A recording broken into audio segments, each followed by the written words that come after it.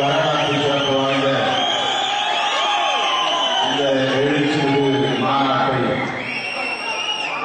முன்னிலை வகித்து ஏற்படுத்திக் கொண்டிருக்கிற கட்சியின் பொதுச் செயலாளர் அருமை தோழர் சிந்தனை செல்வர் அவர்களே, இந்த மாநாட்டின் நோக்கம் குறித்து மிக சிறப்பாக கருத்துரை வழங்கி அமர்ந்திருக்கிற கட்சியின் பொதுச் செயலாளர் மதிப்புக்குரிய தோழர் ரவிக்குமார் அவர்களே, கட்சியின் பொருளாளர் முகமது யூசுப் அவர்களே, வருகை வந்திருக்கிற அனைவரையும் வரவேற்று உரையாற்றி சிறப்பித்திருக்கிற விவசாயிகள் பாதுகாப்பு இயக்கத்தின் மாநில செயலாளர் தம்பி பசுமை வளம் அவர்களே, விவசாய தொழிலாளர் விடுதலை இயக்கத்தினுடைய மாநில செயலாளர் தம்பி வீர செல்வன் அவர்களே, இந்த மாநாடு வெற்றிகரமாக நடந்தேற அனைத்து மாவட்டங்களிலிருந்தும் வருகை இருந்திருக்கிற மாவட்ட செயலாளர்களே, சிறப்பாக இங்கே களப்பணியாற்றி இந்த நிகழ்வை ஒருங்கிணைத்திருக்கிற சென்னை மாவட்ட செயலாளர்கள் செல்லதுரை அவர்களே, செல்வம் அவர்களே, அன்பில் கலவன் அவர்களே, அனஸ்ரீ அவர்களே, ரவிசங்கர் அவர்களே, வீகோ ஆதவன் அவர்களே, கௌரி சங்கர் அவர்களே, ராஜ்குமார் அவர்களே, நம்முடைய அழைப்பை ஏற்று இந்த மாநாட்டில் பங்கேற்று தேசிய அளவில் நீர்வழிச்சாலை அமைப்பதன் தேவை குறித்து நீரியல் வல்லுநர் ஏசி காமராஜ் அவர்களின் சார்பில் அந்த அமைப்பை சார்ந்த தோழர் இங்கே உரையாற்றி அமர்ந்திருக்கிற தோழர் பூமி லோகநாதன் அவர்களே,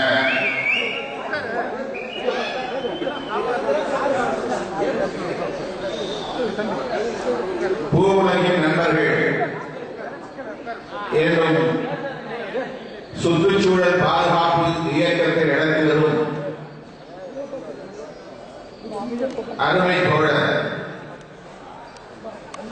துண்டறிக்கையின் பெயரில்லை என்றாலும் நம்மோடு இருக்கிற நட்புறவை பாராட்டக்கூடிய வகையில் நாம் முன்னெடுத்திருக்கிற இந்த அரசியலை வலிமைப்படுத்தும் வகையிலும் வந்து பங்கேற்று உரையாற்ற வந்திருக்கிற தோழர் சுந்தரராஜன் அவர்களே, மார்க்சிஸ்ட் கம்யூனிஸ்ட் கட்சியின் சார்பில் நம்மிடையே சிறப்புரையாற்றி அமர்ந்திருக்கிற முன்னாள் சட்டமன்ற உறுப்பினர் மதிப்புக்குரிய கே பாலகிருஷ்ணன் அவர்களே, காங்கிரஸ் கட்சியின் முதுபெரும் தலைவர்கள் ஒருவர், காங்கிரஸ் கட்சி என்றாலும் அனைவருக்கும் பொதுவான தலைவர், இலக்கிய செல்வர் மதிப்புக்குரிய ஐயா பொவரி அனந்தர் அவர்களே, வழக்கம் போல கலகலப்பாக உரையாற்றி நல்ல கருத்துக்களை நம்மிடையே விதைத்து அமர்ந்திருக்கிற இந்திய கம்யூனிஸ்ட் கட்சியின் மாநில செயலாளர் மதிப்புக்குரிய முத்தரசு அவர்களே,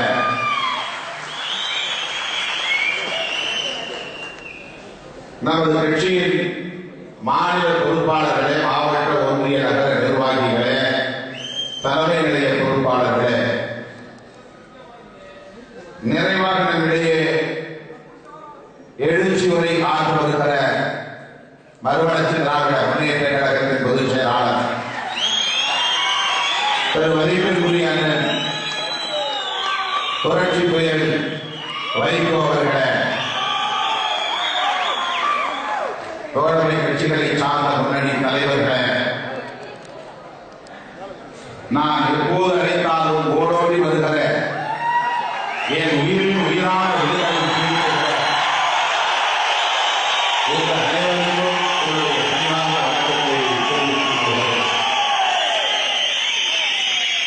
கடந்த ஆகஸ்ட் 17 தமிழர் எழுச்சி நாள் அன்று மதசார்பின்மை பாதுகாப்பு மாநாட்டை நடத்தினோம். இந்தியா முழுவதும் சாதிவெறி சக்திகளும் மதவெறி சக்திகளும் கொட்டமடிக்கிறார்கள். திட்டமிட்ட வன்முறை வெளியாட்டத்தில் ஈடுபட்டு வருகிறார்கள். இந்திய தேசத்தில் மிக உயர்ந்த கோட்பாடாக இருக்கிற மதசார்பின்மை கோட்பாட்டிற்கு தீங்கு விளைவிக்கிறார்கள். ஆகவே அந்த மதசார்பின்மையை பாதுகாக்க வேண்டும் என்பதை சுட்டிக்காட்டுகிற வகையில், விழிப்புணர்வு ஊட்டுகிற வகையில் அந்த மதசார்பின்மை பாதுகாப்பு மாநாட்டை நாம் நடத்தினோம். ஒரு மாத இடைவெளியில், ஒரு மாத கால இடைவெளியில் மீண்டும் நடுநீர் உரிமை பாதுகாப்பு மாநாட்டை நடத்தி கொண்டிருக்கிறோம். மாதம் ஒரு மாநாடு அல்ல, வாரம் ஒரு மாநாடு நடத்தினாலும் வாழ்ந்து அழைக்கிற போதெல்லாம் ஓடோடி வருகிற என் உயிரின் உயிரான விடுதலை சிறுத்தைகளாகிய என் நன்றி மலர்களை சாதிக்கிறார்கள். எனக்கு தயக்கம் இருந்தது. இப்போதுதானே அழைத்தோம், ஒரு மாத கால இடைவெளி கூட இல்லையே, இப்படி மீண்டும் ஒரு மாநாட்டை அறிவிக்கலாமா என்ற தயக்கம் இருந்தது. மழைக்காலம் வேறு. ஆங்காங்கே உள்ளாட்சி தேர்தல்களுக்கான பணிகளில் மற்ற கட்சிகள் எல்லாம் தீவிரம் காட்டிக் கொண்டிருக்கின்றன. கர்நாடகம் தீப்பற்றி இருக்கிறது. ஆனால் தமிழகத்திலே இணைப்பு விழா நடக்கிறது. கர்நாடகத்திலே வன்முறை வெளியாட்டம் தலைவெடுத்தாடுகிறது. தமிழன் ரத்தம் சிந்திக் கொண்டிருக்கிறான். இங்கே விருப்ப மனுக்களை வாங்கிக் கொண்டிருக்கிறார்கள். தமிழ்நாட்டு அரசியல் எப்படி போய்க் கொண்டிருக்கிறது என்பதை எண்ணி பார்க்கிற போது நெஞ்சு பதறுகிறது. கர்நாடகாவில் விவசாயிகள் போராடுகிறார்கள் என்பதை விட அங்குள்ள அனைத்து கட்சி பொறுப்பாளர்கள், இனவாத அமைப்பினரும் போராடுகிறார்கள். முதலமைச்சர் அனைத்து கட்சி கூட்டத்தை கூட்டுகிறார். அனைவரின் கருத்தையும் கேட்கிறார்.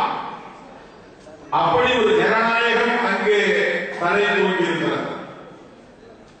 இங்கே எந்த கட்சியையும் நான் மதிக்க மாட்டேன், யாரையும் நான் அழைக்க மாட்டேன், யார் கருத்தையும் கேட்க மாட்டேன் என்கிற போக்கு இங்கே மேலோங்கி இருக்கிறது.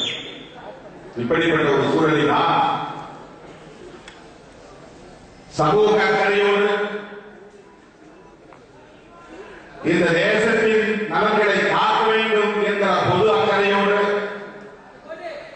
அடுத்த தலைமுறையை பாதுகாக்க வேண்டும் என்கிற தொலைநோக்கோடு மிக குறுகிய கால இடைவெளியாக இருந்தாலும் பரவாயில்லை, இந்த நதிநீர் உரிமை பாதுகாப்பு மாநாட்டை நடத்தியே தீர்வோம் என்ற அடிப்படையில் தான் இந்த அறிவிப்பை செய்தோம். அறிவிப்பை செய்த நாளிலிருந்து ஒரு நாள் கூட இந்த மாநாட்டுக்கான வேலை செய்ய முடியவில்லை. அடுத்தடுத்து ஒப்புக்கொண்ட பல்வேறு நிகழ்ச்சிகள், ஒவ்வொரு நாளும் மாவட்டத்தோறும் சுற்றும் பயணம் அறிவிப்பதோடு சரி, யாரை அழைப்பது, யாரை அழைப்பது என்பது குறித்து முடிவு செய்வதற்கு கூட நேரமில்லை. அந்த வைகோவர்களை சந்தித்து இது பற்றி நான் பேசிய போது இந்த நாளில் அவர் மேற்கு மாவட்டங்களில் கொங்கு மண்டலத்தில் சிறுவாணி ஆற்று பிரச்சனை தொடர்பாக ஒரு விழிப்புணர்வு பிரச்சாரம் மேற்கொள்வதாக அறிவித்திருந்தார். அதனால் நான் வந்து பங்கேற்க வாய்ப்பில்லை என்று சொன்னபோது இந்த மாநாட்டை நடத்தலாமா வேண்டாமா என்ற தயக்கம் எனக்கு வந்தது. திருமாவளவன் கூட்டிய மாநாட்டில் வைகோ பங்கேற்கவில்லை என்று சிந்து பிடித்து விடுவார்கள். அதற்கு பல பேர் காத்திருக்கிறார்கள். தோழர் ஜி ராமகிருஷ்ணன் அவர்களும் என்னால் பங்கேற்க இயலாது, தோழர் கேள்வி அவர்களை அழைத்து வைக்கிறோம் என்று சொன்னார். அந்த முத்தரசன் அவர்கள் திருமாவளவன் எப்போது அழைத்தாலும் வரமாட்டேன் என்று சொன்னார். அப்படி சொல்லி எங்கே இருந்தாலும் வந்து விடுகிறேன் என்று சொன்னார். ஆனாலும் அந்த வைகோ அவர்கள் ஒப்புக்கொண்ட நிகழ்ச்சி, தோழர் ஜிஆர் ஒப்புக்கொண்ட நிகழ்ச்சி தள்ளி வைப்பதற்கு இயலாத ஒரு நெருக்கடி என்ற சூழலில் மாநாட்டை நடத்த வேண்டாம் என்ற மனோரையில் நான் போய் திடீரென்று அந்த வைகோ அவர்கள் தொலைபேசியை தொடர்பு கொண்டு, தம்பி, நான் கொங்கு மண்டல சுற்றுப்பயணத்தை தள்ளி வைத்து விட்டேன், உங்கள் மாநாட்டுக்கு வருகிறேன் என்று சொன்னார். ஒரு 4-5 நாட்களுக்கு முன்புதான் அல்லது ஒரு வாரத்திற்கு முன்பு கர்நாடகம் தீப்பற்றி எரிகிறது. தமிழகத்திலும் விக்னேஷ் என்ற ஒரு தம்பி தீக்குளித்து மாண்டுவிட்டான். பதற்றம், தமிழகம் முழுவதும் பதற்றம். இப்படிப்பட்ட ஒரு சூழலில் இந்த மாநாட்டை நாம் எப்படியாவது நடத்தியே தீர வேண்டும் என்கிற அந்த உணர்வோடு இருந்த சூழலில் வைகோ அவர்கள் பங்கேற்பதை உறுதி செய்தார். அதன் பிறகுதான் ஒவ்வொரு தலைவர்களும் நாம் தொடர்பு கொண்டு 2 நாட்களுக்கு முன்புதான் ஐயா இலங்கை செல்வர் குமரேசன் அவர்களை தொலைபேசி மூலமாக நாம் உறுதி செய்தோம். ஏன் இப்படி ஒரு மாநாட்டை நாம் நெருக்கடியான சூழலில் கூட்ட வேண்டும்? தமிழ்நாட்டில் சில தலைவர்கள் என்ன அரசியலை பேசுகிறார்கள் என்று உங்களுக்கு தெரியும். அவர்களுக்கு தண்ணீரை பற்றி கவலையா, நிலம் பறிபோகிறதே, ஒட்டுமொத்த தமிழ்நாடும் பன்னாட்டு நிறுவனங்களின் கைகளுக்குள் போய் கொண்டிருக்கிறது என்பதை பற்றி கவலையா? அவர்களுக்கெல்லாம் எப்படியாவது திருமாவளவனை ஓரங்கட்ட வேண்டும், அவனுக்கு எதிராக சாதியவாதிகளையும் மதவாதிகளையும் திரட்ட வேண்டும், அதுவே வன்முறை வெடித்தால் குளிர்காயலாம், அரசியல் ஆதாயம் பெறலாம் என்று பிற்போக்குத்தனமாக சிந்தித்துக் கொண்டிருக்கிறவர்களுக்கிடையே அதை பற்றியெல்லாம் கவலைப்படாமல் இந்த தேசத்தின் பலன்களை கருத்தில் கொண்டு இயங்குகிற ஒரு இயக்கம் விடுதலை சிறுத்தைகள் கட்சி என்ற அடிப்படையில் நாம் நம்முடைய செயல்களை எப்போதுமே வரையறுத்து வந்திருக்கும். தனிப்பட்ட முறையில் திருமாவளவன் நலனை முன்னிறுத்தியோ, விடுதலை சிறுத்தைகள் கட்சியின் நலனை முன்னிறுத்தியோ, வாக்குறுதி ஆதாயத்தை திரட்ட வேண்டும் என்பதை முன்னிறுத்தியோ இதுவரையில் எந்த செயல்திட்டத்தையும் நாம் வரையறுத்ததில்லை. இதனால் தேர்தல் முடிவுகள் எப்படி வந்தாலும் கவலையில்லை என்றுதான் ஒவ்வொரு முறையும் அது ஈழத்தமிழர்கள் பிரச்சனையாக இருந்தாலும் சரி, அல்லது தமிழ்நாட்டு தமிழர்களின் பிரச்சனையாக இருந்தாலும் சரி, ஒவ்வொரு பிரச்சனையும் போதும் நாம் ஒரு தொலைநோக்கு பார்வையோடு தான் பிரச்சனைகளை அணுகுவோம். ஆகவேதான் இந்த மாநாட்டை இந்த நெருக்கடியான நிலையில், பொருளாதார நெருக்கடி நிறைந்திருக்கிற நிலையில் நாம் கூட்டியிருக்கிறோம். மதசார்பின்மை பாதுகாப்பு மாநாட்டை நடத்தியதிலேயே நமக்கு கடன் பாக்கி இருக்கிறது. மாவட்ட செயலாளர்களுக்கெல்லாம் நாம் சொன்னோம், குறைந்தபட்சம் தலா 10,000 ரூபாய் நீங்கள் நன்கொடை தர வேண்டும் என்று. வண்டியும் பிடித்து வர வேண்டும், மாநாட்டுக்கு சுவரொட்டியும் ஒட்ட வேண்டும், உங்களுக்கு நாங்கள் நன்கொடையும் தர வேண்டுமா என்று ஒரு ஏளன பார்வை பார்த்தார்கள் நம்முடைய தோழர். யாருக்கு வரை வந்து அந்த தொகையை தரவில்லை. ஒரு மாவட்ட செயலாளர் கூட இங்கு தரவில்லை. 88 மாவட்ட செயலாளர்கள் இருக்கிறார்கள். தமிழ்நாட்டில் எந்த கட்சிக்கும் இவ்வளவு எண்ணிக்கையுள்ள மாவட்ட செயலாளர்கள் கிடையாது. எல்லாவற்றிலுமே நாம் புதுமையாகத்தான் இயங்கிக் கொண்டிருக்கிறோம். ஆகவே பொருளாதார நெருக்கடியும் நிறைந்த ஒரு சூழலில் இந்த மாநாட்டை நாம் கூட்டியிருப்பதன் பார்க்கிறோம். தமிழ்நாட்டின் எதிர்காலத்தை கருத்தில் கொண்டு கர்நாடக மட்டும் பிரச்சனை அல்ல, ஆந்திர அரசோடு நடக்க நெருக்கடி, கேரள அரசோடு நடக்க நெருக்கடி, முல்லை பெரியாறு அணை சிக்கல், பாராட்டு சிக்கல், பவானி ஆற்று சிக்கல், காவிரி ஆற்று சிக்கல், முல்லை பெரியாறு என்று வருகிற போது கேரள அரசு பிரச்சனை செய்கிறது. பவானி ஆற்றின் குறுக்கே அணை கட்ட கேரள அரசோடு நமக்கு முரண்பாடு. பாலாற்றின் குறுக்கே அணையை வைக்கிற போது ஆந்திர அரசோடு நமக்கு பிரச்சனை. செம்மரக்கட்டைகளை கடத்தினார்கள் என்று 20 பேரை சுட்டுக் கொள்கிறது ஆந்திர அரசு. வேலை தேடி போகிறவர்களை தொடர்பட்டியிலே ரயிலை மதித்து கைது செய்கிறது ஆந்திர அரசு. இப்படி நெருக்கடி. காவிரி சிக்கல் 100 ஆண்டுகளை கடக்க போகிறது. கர்நாடகத்தோடு பிரச்சனை. இப்படி அண்டை மாநிலங்களோடு அண்டை மாநில அரசியலோடு நமக்கு தமிழ்நாட்டுக்கு மிக பெரும் நெருக்கடி ஏற்பட்டிருக்கிறது. இதை பற்றி கவலைப்படுகிற நிலையில் நம்முடைய அரசியல் கட்சிகள் இருக்கின்றனவா என்று நாம் எண்ணி பார்க்கிற போது உள்ளபடியே நெஞ்சம் வலிக்கிறது. எங்கேயும் கேட்டால் எமக்கு என்ன என்ற நிலையில்தான் தமிழக அரசியல் கட்சிகள் இயக்குகின்றன என்பதை நாம் ஒப்புக்கொண்டுதான் ஆக வேண்டும். ஒருங்கிணைந்து செயல்பட முடியாத நிலை, ஒருங்கிணைந்து குரல் கொடுக்க முடியாத நிலை, எல்லாவற்றையும் சட்ட ரீதியாக வென்றெடுத்து விட்டார் முதல்வர் என்று ஆளுங்கட்சியினரும் ஆளுங்கட்சிக்கு ஆதரவான கட்சியினரும் பேசிக் கொண்டிருக்கிறார்கள். ஆனால் தொடர் ரவிக்குமார் அவர்கள் இன்று காலையில் பேசிக் கொண்டிருக்கிற போது ஒரு தகவலை சொன்னார். இந்த உண்மை இந்த நீதி உச்ச நீதிமன்றம் வழங்கியிருக்கிற தீர்ப்பு கூட தமிழக அரசு போட்ட வழக்கில் அல்ல, மன்னார்குடியை சார்ந்த ரங்கநாதன் என்கிற ஒரு விவசாய சங்க தலைவர் போட்ட வழக்கில் தான் இந்த விசாரணை நடந்து இந்த தீர்ப்பு வந்திருக்கிறது. உள்ளபடியே அந்த பெருமை அவரைத்தான் சாரும், முதல்வரை சாராது என்ற ஒரு தகவலை இன்று காலை அவரோடு தொலைபேசி பேசுகிற வாய்ப்பையும் ஏற்படுத்தி தந்தார். அவர் போட்ட வழக்கு அதிலே இவர்கள் இம்ப்ளீட் பெட்டிஷன் போட்டார்கள், குறுக்கே உள்ளே புகுந்து கொண்டார்கள். வழக்கு தமிழ்நாடு அரசாங்கம் போடவில்லை.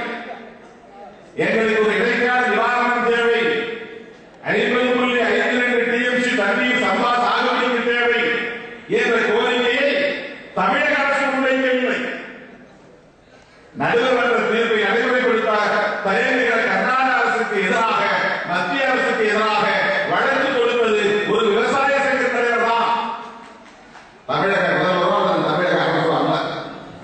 எவ்வளவு வேதனைக்குரிய ஒரு ஆட்சியை நாம் பெற்றிருக்கிறோம் என்பதை எண்ணி பார்க்க வேண்டும். அரசியல் ரீதியாக நாம் போராட வேண்டும்.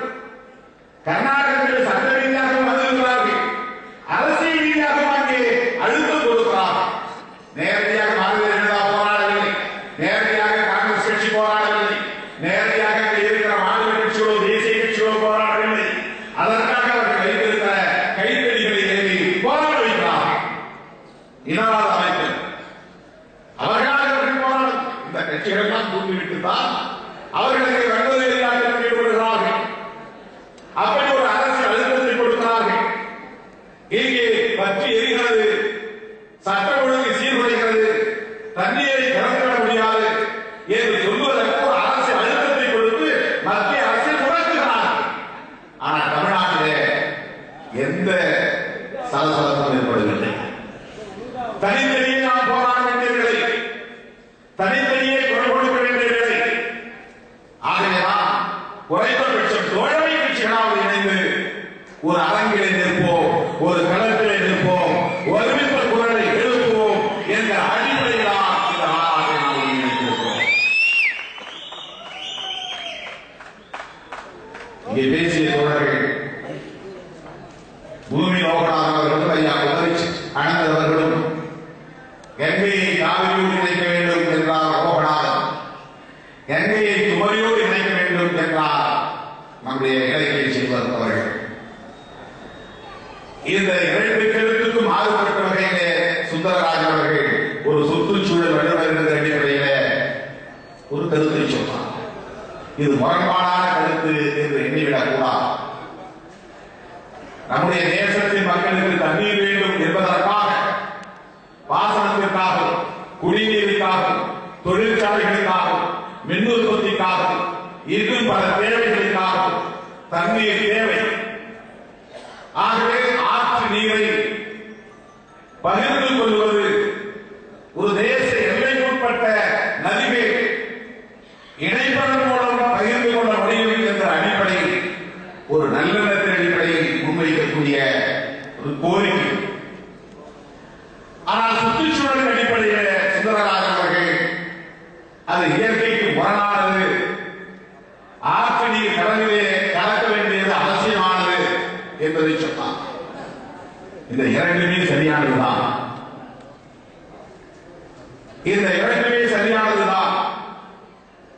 ஆற்று நீரை கடலில் வீணாக கலக்கக்கூடாது என்று சொல்லுவதில் மக்கள் நலன் அடங்கி இருக்கிறது.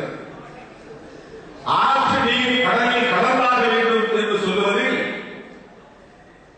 சுற்றுச்சூழல் என்ற அந்த நலன் அடங்கி இருக்கிறது.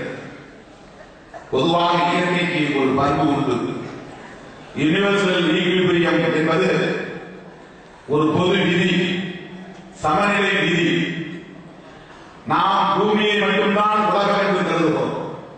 பூமி என்பது பலாப்பழத்துக்கு பக்கத்திலே இருக்கிற ஒரு கடுகு மாதிரி. பலாப்பழத்துக்கு பக்கத்திலே இருக்கிற ஒரு கடுகு மாதிரி.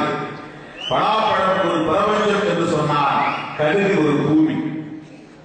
பூமி என்பது ஒரு கடுகு போன்றது.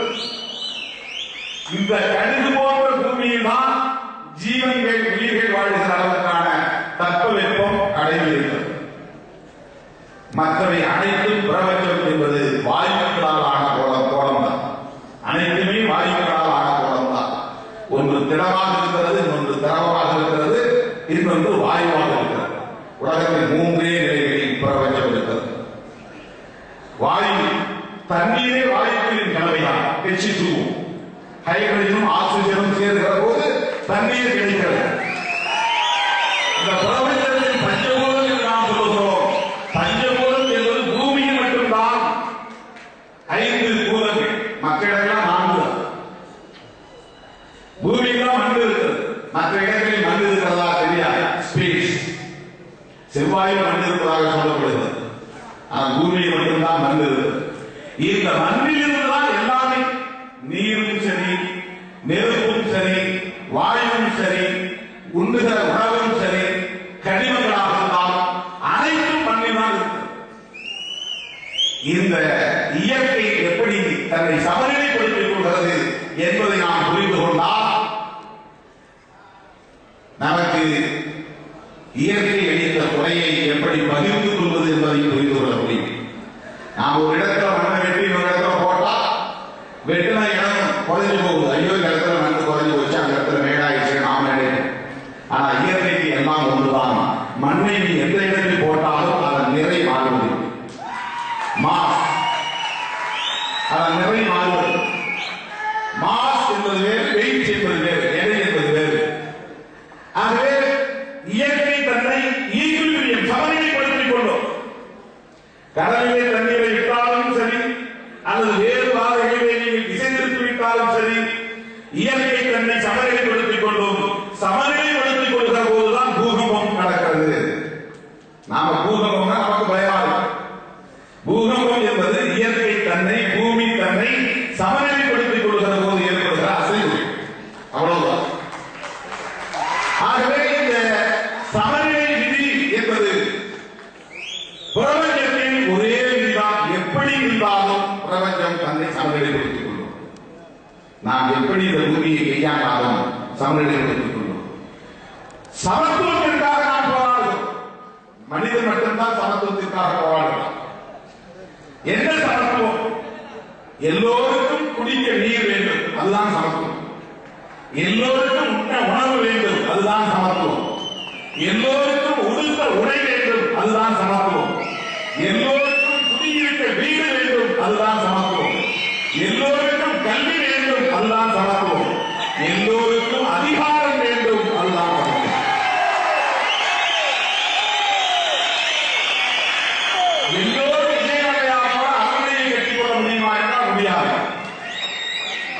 எல்லோரும் நம்மை போலவே குடிசையில் வாழ வேண்டும் என்று சொன்னால் அந்த சமத்துவம் அல்ல, அப்படி வாழ முடியாது.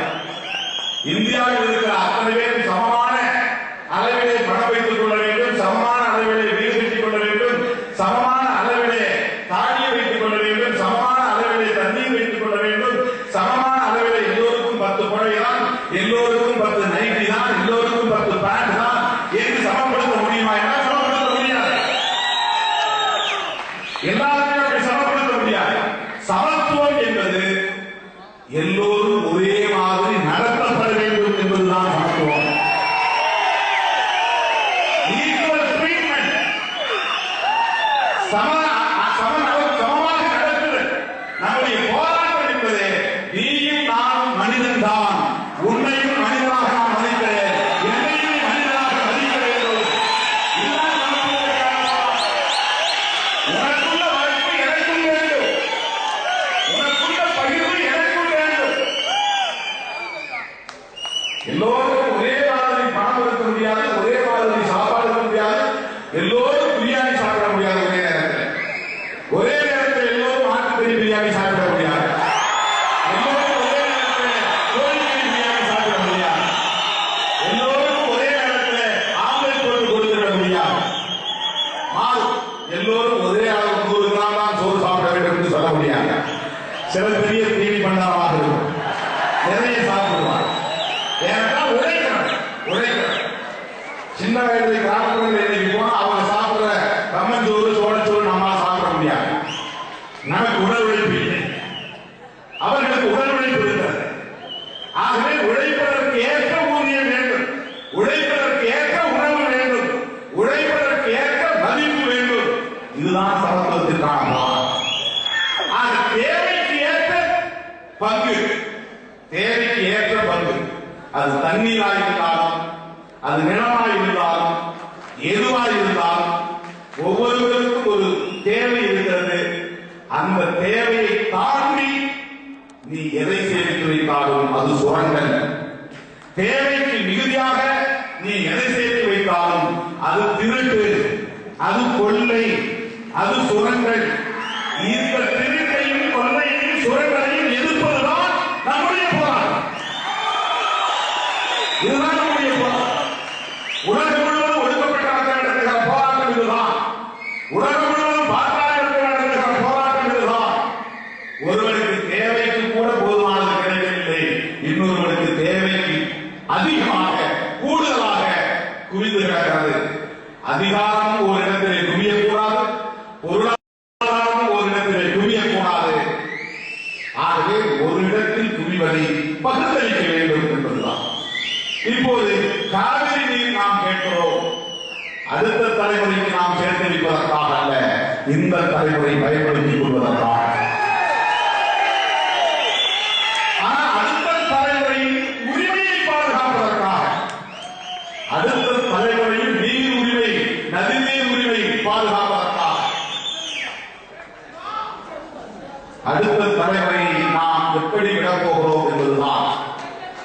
அடுத்த தலைமுறைக்கு இங்கே எல்லோரும் எப்படி போராடுகிறார்கள் என்றால் சாதியை விட்டு பாதுகாக்க வேண்டும் என்று போராடுகிறார்கள். அடுத்த தலைமுறையில் சாதியை காப்பாற்ற வேண்டும், சாதி கலப்பு விடக்கூடாது, மதத்தை காப்பாற்ற வேண்டும், மத கலப்பு விடக்கூடாது.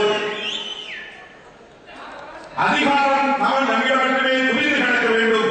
இவ்வளவு நாள் அதிகாரத்தை முதலாவதற்கு அதை தந்துவிடக்கூடாது. இதுதான் மக்களின் நோக்கமாக இருக்கிறது. ஆனால் இன்றைக்கு நமக்கு எப்படிப்பட்ட நிலை? குடிக்க நீர் இல்லை, பன்னாட்டு நிறுவனங்கள் நிலத்தடி நீரை உறிஞ்சி நம்முடைய ஆட்களை வைத்தே நீரை எடுத்து, நம்முடைய ஆட்களை வைத்தே பாட்டிலை தயார் செய்து, நம்முடைய ஆட்களை வைத்தே அந்த நீரை சுத்தம் செய்து, நம்முடைய ஆட்களை வைத்தே அதை பாட்டிலில் அடைத்து நம்மிடத்திலே இன்றைக்கு விற்பனை செய்கிறார்கள். நம் வீட்டு தண்ணீர், நம்முடைய உழைப்பு நம்மிடத்திலே விற்பனை செய்கிறார்கள். எங்கோ அமர்ந்திருக்கிற பன்னாட்டு கம்பெனிக்கு அதிலே மிகப்பெரிய கொள்ளை லாபம் போய்கொண்டிருக்கிறது. ஒரு 25 ஆண்டுகளுக்கு அல்லது 20 ஆண்டுகளுக்கு முன்பு தண்ணீரை இப்படி காசு கொடுப்பதை நாம் பார்த்திருக்கிறோம். நம் வாழ்க்கையிலேயே, நம் தலைமுறையிலேயே தண்ணீரை தண்ணீரை காசு கொடுத்து வாங்கி குடிக்க அவலத்துக்கு தள்ளப்பட்டிருக்கிறோம். எதிர்காலத்தின் நிலை என்னவென்றே நமக்கு தெரியவில்லை. போகிற போக்கை பார்த்தால் இனிமேல் காற்றையும் அடைத்து விற்பனைக்கு விடுவார்கள் என்பது போல் இருக்கிறது. சுவாசிக்கிற காற்றும் விற்கப்படலாம் என்கிற நிலை இன்றைக்கு ஏற்பட்டிருக்கிறது. இப்படிப்பட்ட நிலையிலே இயற்கையை பாதுகாப்பது என்கிற அடிப்படையில் இயற்கை வழங்குகிற மனிதனுக்கான உரிமையை பாதுகாப்பது என்கிற அடிப்படையில் இந்த போராட்டத்தை நாம் முன்னெடுக்க வேண்டும்.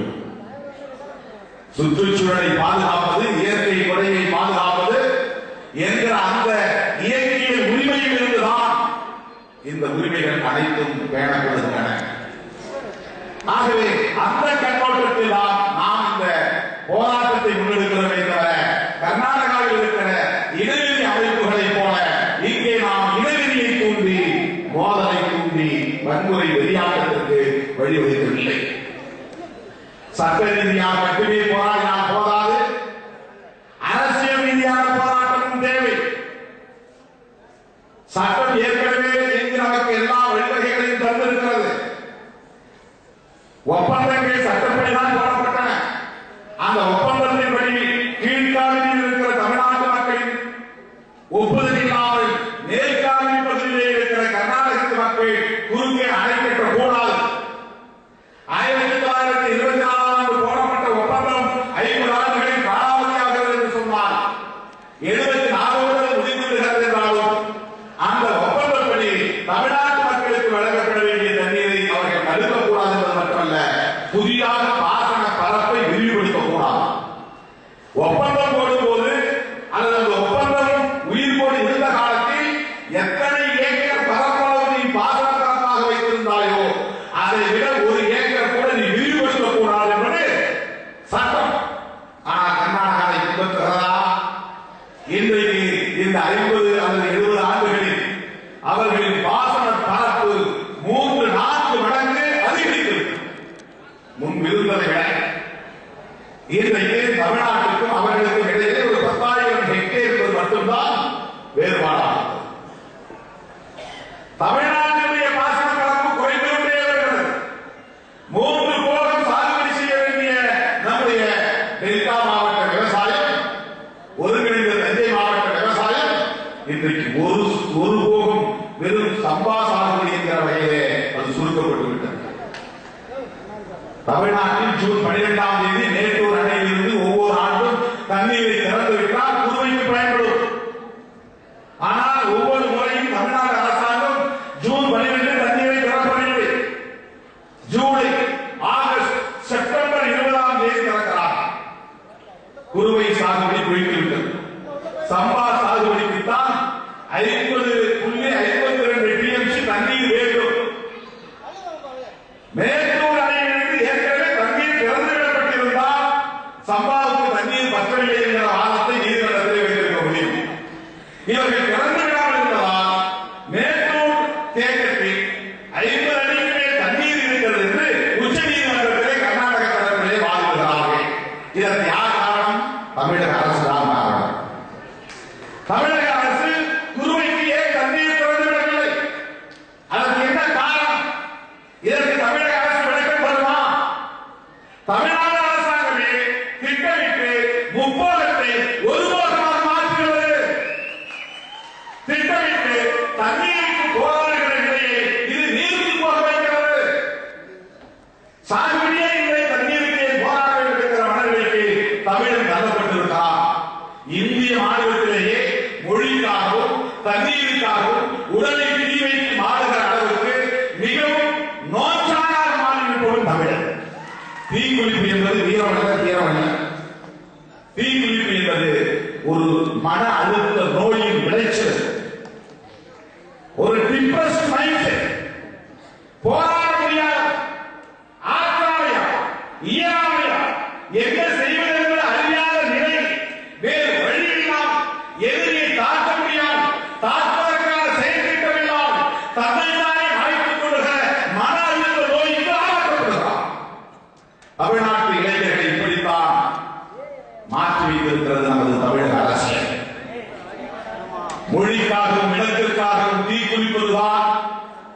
மானம் என்றும் வீரம் என்றும் கற்பித்திருக்கிறோம். இது வெட்கக்கேடு, இது தலைக்குழிவு, இது மானக்கேடு. இனி தமிழன் ஒருவன் எவராவது தமிழ்நாட்டில் தீ குளித்தால் அவர் உடலுக்கு அஞ்சலி செலுத்துவதை நாம் கைவிட வேண்டும். உலகிய அறிஞர்கள் நான் சொல்லுகிறேன், விடுதலை புலிகள் இயக்கம் போன்ற விடுதலை இயக்கங்களில் தற்கொலை படை இருக்கிறது என்று சொன்னால் உயிரை ஆயுதமாக ஆக்கி எதிரின் முகாமை அழித்து விட்டவர் அதிகம்.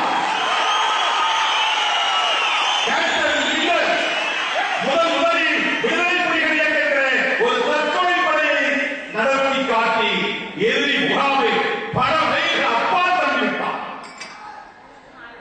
நெல்லியில் இடத்திலே இருந்த ராணுவ முகாமை அப்புறப்படுத்த வேண்டும், வெகுதூரம் அவர்களை விரட்டி அடிக்க வேண்டும். அதற்கு என்ன வழி என்று விடுதலை புலிகளின் தலைவர் அண்ணன் பிரபாகர் அவர்கள் சிந்திப்பார்.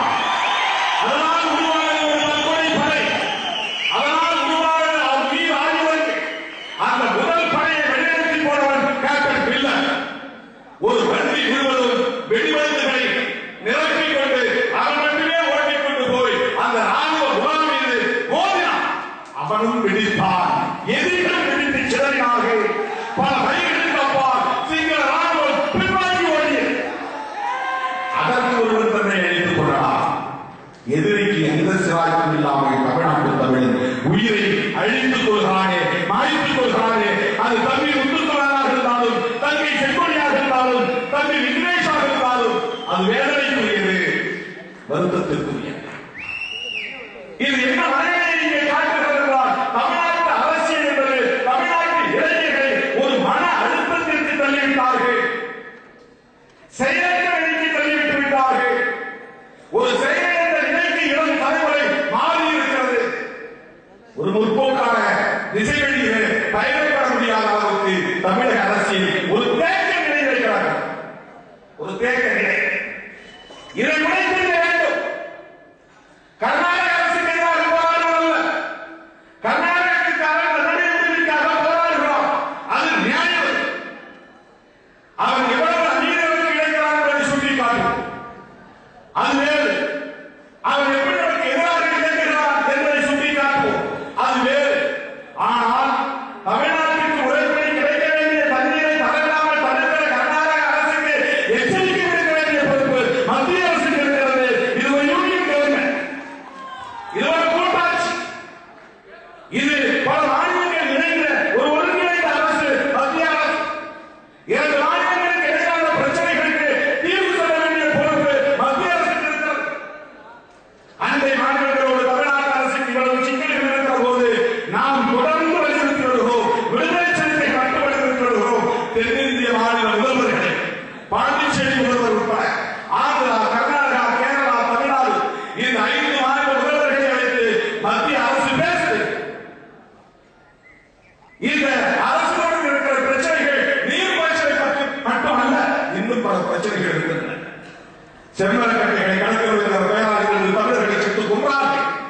என்ன நீதி கிடைத்தது? அதற்கு என்ன தீர்வு? அவர்களுக்கு என்ன தண்டனை வழங்கப்பட்டது?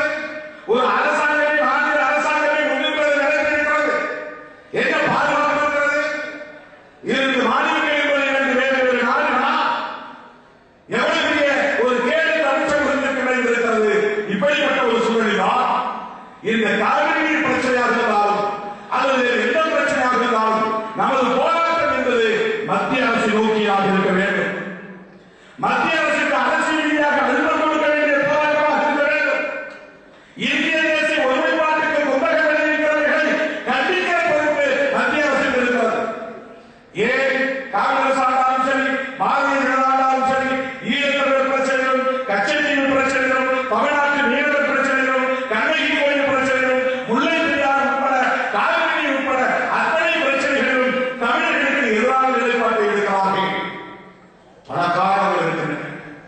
முக்கியமாக காங்கிரசும் பாரதிய ஜனதாவும் தேசிய கட்சிகள். இந்த 2 கட்சிகளும் கேரளாவில் ஆட்சி பெற முடியும் மாறி மாறி, ஆந்திராவில் ஆட்சி பெற முடியும் மாறி மாறி, கர்நாடகாவில் ஆட்சி பெற முடியும் மாறி மாறி. தேசிய கட்சிகளான காங்கிரசுக்கும் பாரதிய ஜனதாவுக்கும் அங்கே ஆட்சி பெறக்கூடிய வாய்ப்பு இருக்கிறது. அதனால் அவர்களின் நலன்களை அவர்கள் அந்த மாநில மக்களோடு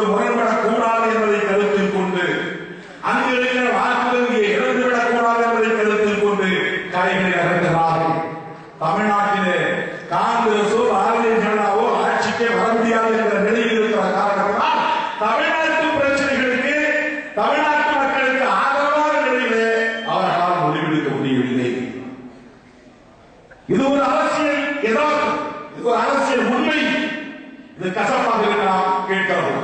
ஆனால் இது ஒரு அரசியல் உண்மை, கசப்பான உண்மை. தமிழ்நாட்டுக்குள்ளே காங்கிரஸ் ஆட்சி பெற முடியும் அல்லது பாரதிய ஆட்சி பெற முடியும் என்று சொன்னால் இவர்கள் ஒரே நாளில் அழைத்து பேசி இதை முடித்து வைப்பார்கள். அவர்கள் முடியும், அது முடியாததல்ல. ஆக அரசியலும் இதிலே மிக முக்கியமானதாக இருக்கிறது. வெறும் சட்டவாதம் மட்டும் இதில் இருக்கலாம். எல்லாவற்றையும் நாங்கள் உச்சநீதிமன்றத்தில் பார்த்து ஒருவர் சொன்னால் எந்த காலத்திலே நடக்கும், அதற்குள்ளே தமிழ்நாடு பாதுகாப்பாகிவிடும். இந்த நிலை நீடித்தால் 15 ஆண்டுகளில் தமிழ்நாட்டு மக்கள் குடிநீருக்கு அல்லாத அவலத்திற்கு ஆளாவார்கள். இன்றைக்கு கிராமப்புறங்களில் மக்கள் வைக்கிற முதல் கோரிக்கை குடிநீர் கோரிக்கை தான். ஊசுநீர் கிடையாது, குளம் வறண்டு கிடக்கிறது. கர்நாடகாவில் 25 ஆண்டுகளில் ஆயிரக்கணக்கான ஏரிகளை தூர்வாரி காவிரியில் வருகிற தண்ணீரை அணைகளில் ஏற்றுகிறார். பெரிய அணைகள், கபினி அணை, கிருஷ்ணராஜசாகர் அணை, இப்படி பல்வேறு அணைகள் கட்டப்பட்டிருக்கின்றன.